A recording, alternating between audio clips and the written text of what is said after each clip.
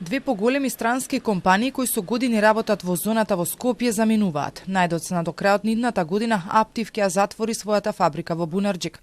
Ова за Телма го потврди и од компанијата. Според информациите кои ги добивме од август до сега бројот на работници го намалиле за околу 30%.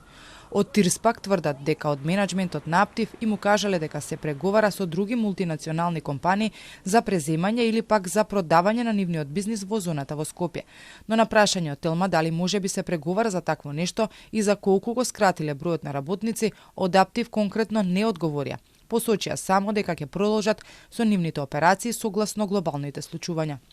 За таа цел, Аптив ќе го консолидира производството на своите компоненти за напредна безбедност и корисничко искуство во Европа, што ќе резултира со затворање на нашата локација во Скопје.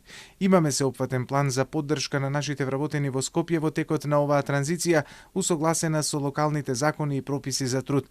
Се очекува имплементацијата да биде завршена до 4-тиот квартал 2026 година.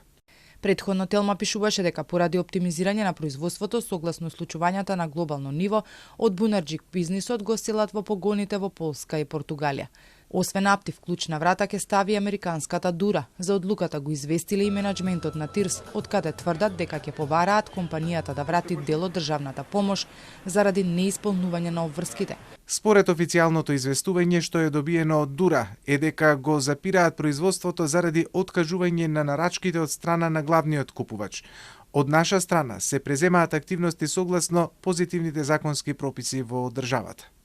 Од Тирс уверуваат и дека од комуникацијата со инвеститорите нема индиции дека и други би го затвориле бизнисот. Тврдат дека се во преговори со 8 компании, но не даваат повеќе детали затоа што доверливоста била најзначаен елемент во преговорите.